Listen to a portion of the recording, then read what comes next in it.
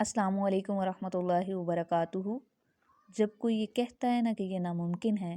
تو میرے حوصلے کمزور پڑ جاتے ہیں، لیکن پھر دل و دماغ کے چاروں اطراف جو ہے یہ آیت دستک دیتی ہے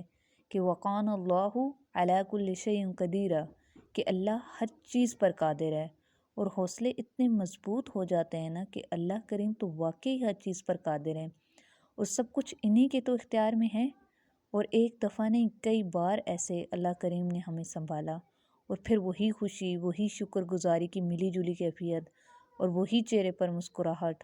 تو پھر سورہ رحمان کی آیت فَبِأَيِّ آلَاءِ رَبِّكُمَا تُكَذِّبَانِ،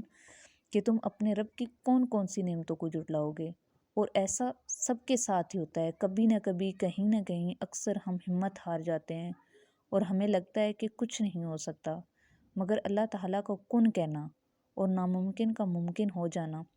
یہ تو تبھی ممکن ہے نا جب ہمارا اللہ سے تعلق مضبوط ہوگا، اور پھر وہ کیسے کیسے اپنے بندوں کو سنبھال لیتا ہے، اس کا نہ تو بندہ گمان کر سکتا ہے اور پھر نہ ہی بیان کر سکتا ہے۔ تو اللہ تعالیٰ مجھے اور آپ کو، ہم سب کو اس چیز کی توفیق عطا فرمائے کہ ہم اس چیز میں، اس کوشش میں لگ جائیں کہ ہمارا تعلق جو ہے وہ اللہ سے مضبوط ہو جائے، اور اللہ مجھے اور آپ کو نیک اعمال کرنے کی اور پھر ان پر قائم رہنے کی توفیق عطا فرمائے۔ آمین یا رب العالمین۔